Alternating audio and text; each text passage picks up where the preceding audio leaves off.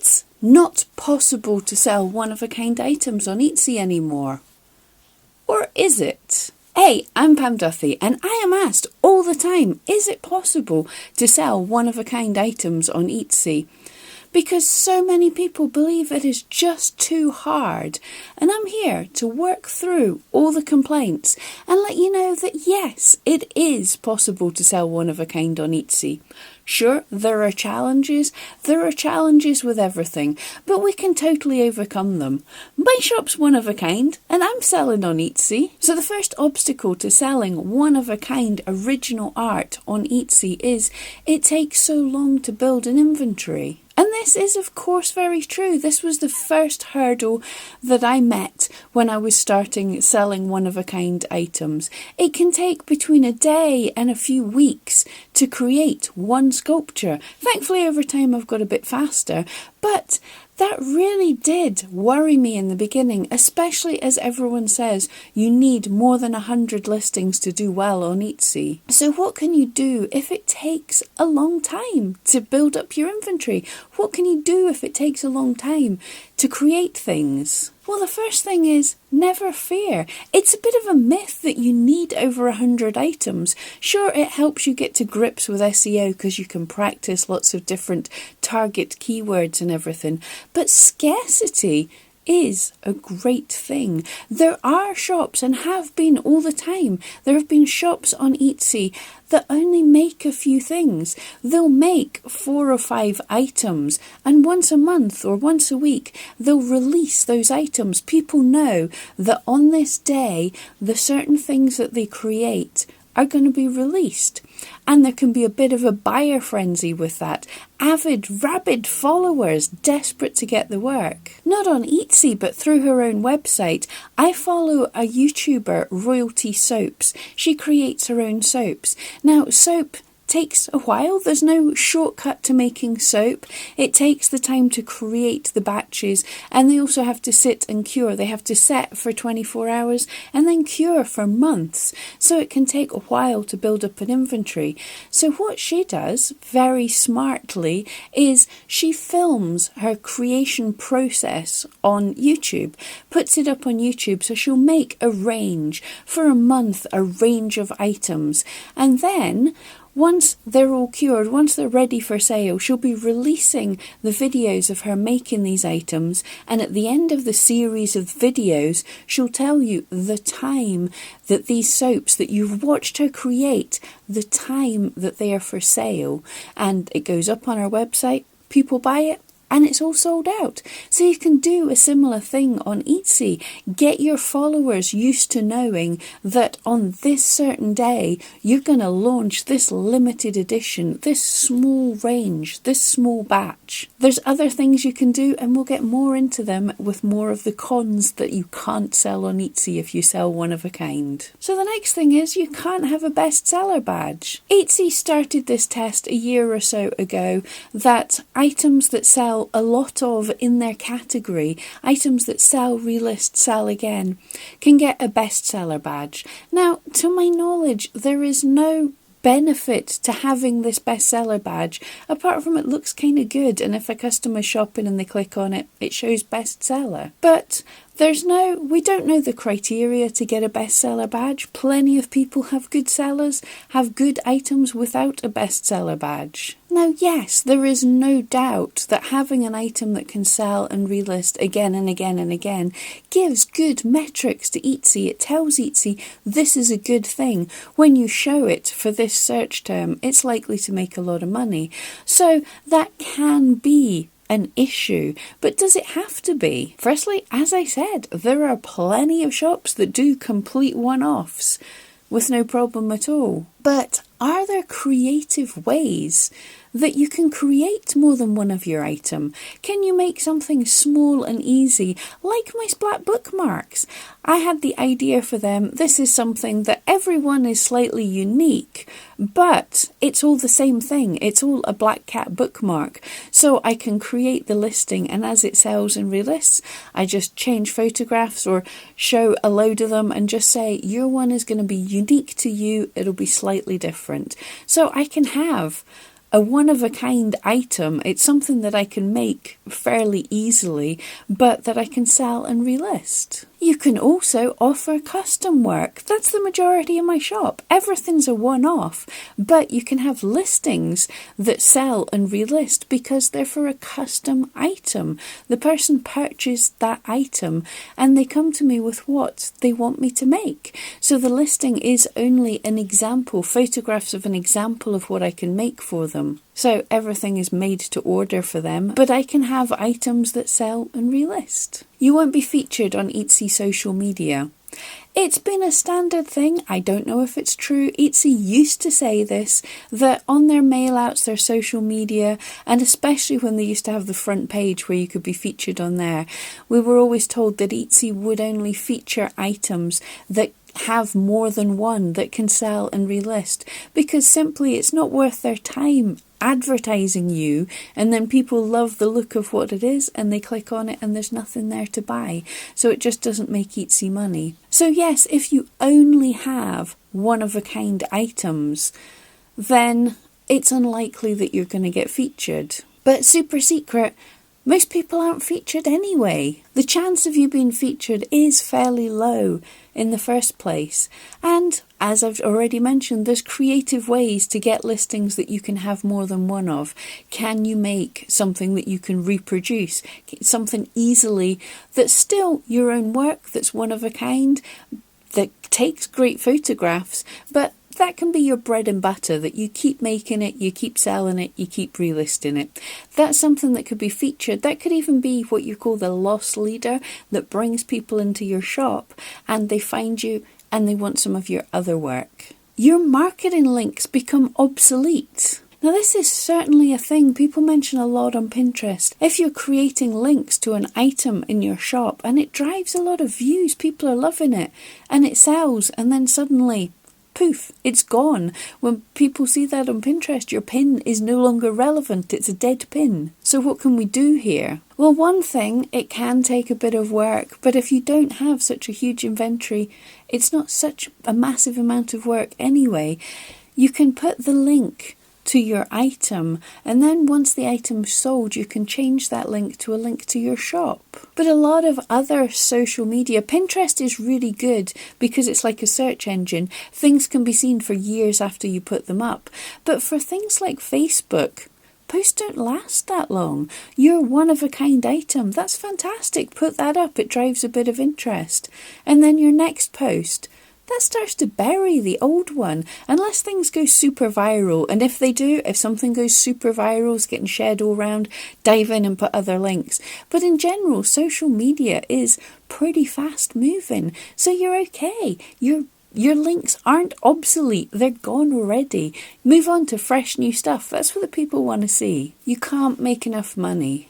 This is a big one. However, if you are completely one of a kind in your items, you're not competing against anybody else. So if people are interested in what you make, they will pay the price for that one-off unique thing. So you can work on charging the amount that you actually need. Now, I know this can seem a bit big and scary if you look at the prices you need for your item to actually be able to make a living selling them. It can seem like you're going to have to charge a massive amount of money. And this might kind of be the case. Now, what I found I had to do, what I found I had to do for me was I started with a lower price. It was enough. It was below minimum wage, but it was enough to keep me going because it's not so hard to work from my sitting room as it is all the hours of commuting and the personal stress going into a job. So I could take a cut in wages until I started to build up a following. And as I got busier and busier every year, when I've reached my peak of what I can make in sales, I put my prices up till eventually I'm making that decent money. Now, I'm not saying go for a race to the bottom, but also, is there ways you can make items quicker? Can you make smaller? Can you reproduce what you're making? Can you up the manufacturing level. For instance, when I'm making my dogs, occasionally if I've got a quiet period, I would make a few sort of standard bodies and they're ready to dive in and decorate when needs be. So sometimes being a little bit of a manufacturing process can speed things up a bit. You don't have return customers. This is a complaint I hear all the time, and it is literally just not true. Okay, if you make consumable products, say you make lip salves, when a person uses up that lip salve, they'll probably come back to you for another one. If you make one-of-a-kind artwork, people don't tend to use it up. It's not consumable. Well, okay, my wee dogs, occasionally someone's pet does have a bit of fun with my dogs, so they are consumable, but they shouldn't be. But in general, if it's a one-of-a-kind thing, it's not going to get used up. That does not mean you can't have repeat customers. Plenty one-of-a-kind artists have avid fans that want to collect not just one of their work, but want a collection of their work. So that's a great start. And also, if someone buys something for a friend and the friend loves it, they'll maybe want to gift to a different friend as well. So there's plenty of ways you can get return customers. Your workload isn't scalable. The only way to make money is to spend more hours making things.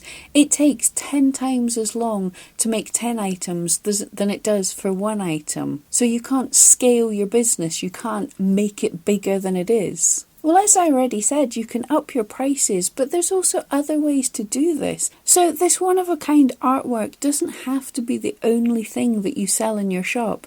Can you take wonderful creative photographs of your items, either to have prints, if people want prints of paintings, coasters, mugs, any way like that is a good way to build up scalable income. And you can use print-on-demand shops that when people purchase, the company prints your artwork onto their thing and sends it off to them. Or do you have sculptures or interesting creations that you can take pictures of to put on cards? For example, I've seen people make some wonderful Christmas cards out of their sculptures doing fun and unique things. Can you create tutorials of how you make what you're making? Or can you sell kits and packs?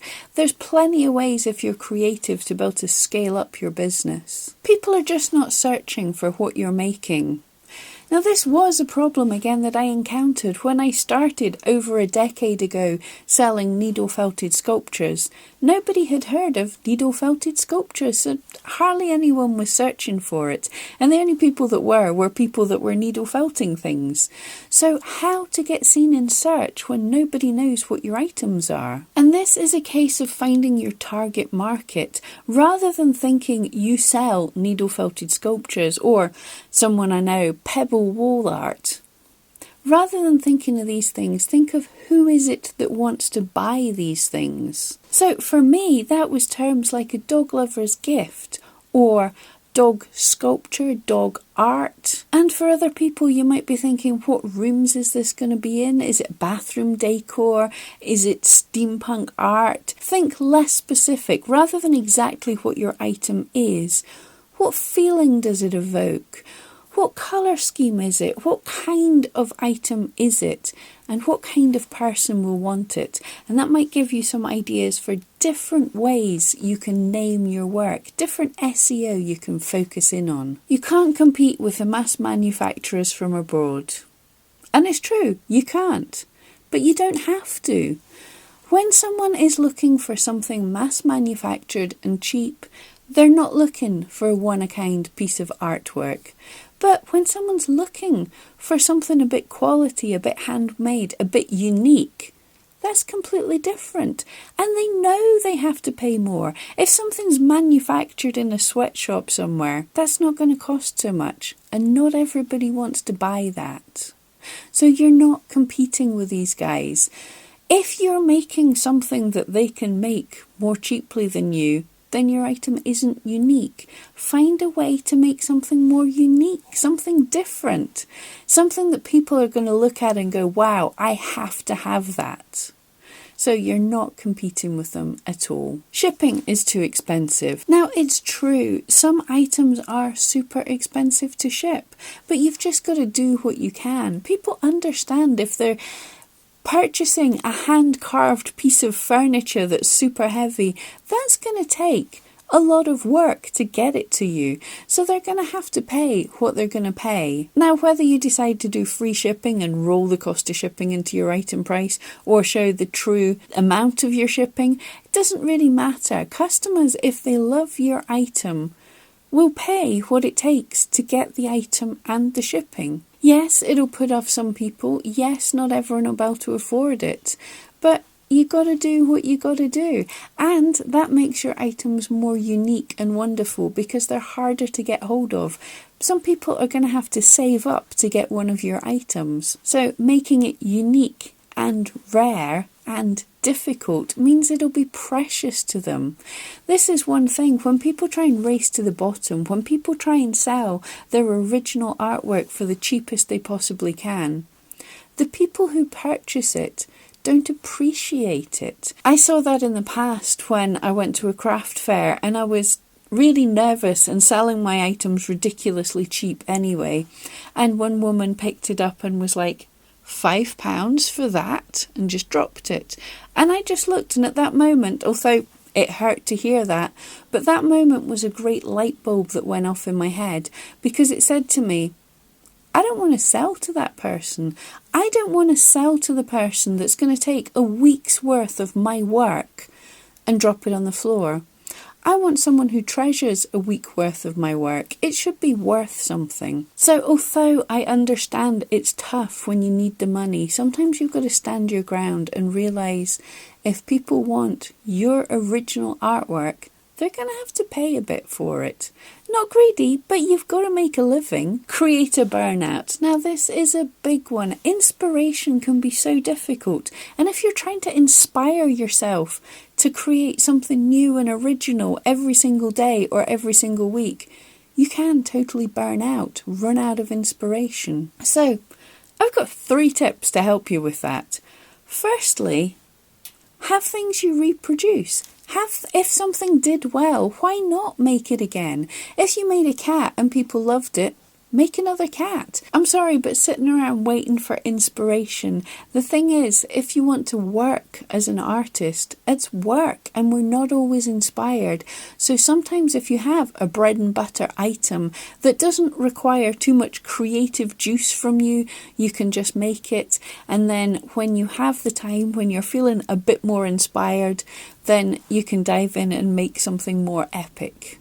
Second idea is keyword research. Obviously, I'm going to mention eRank at this point because I work for them, but I also use them and love them. It's a great thing. You can put in some of the ideas that you had, some of your keywords that you've used in the past, and in the Keyword Explorer tool, you can look and see what other customers are searching for. Or you can use the Trend Buzz reports to see the top terms that people have been searching for this month or this time last year. And that might give you an idea of things that you can create based on what people are actually searching for.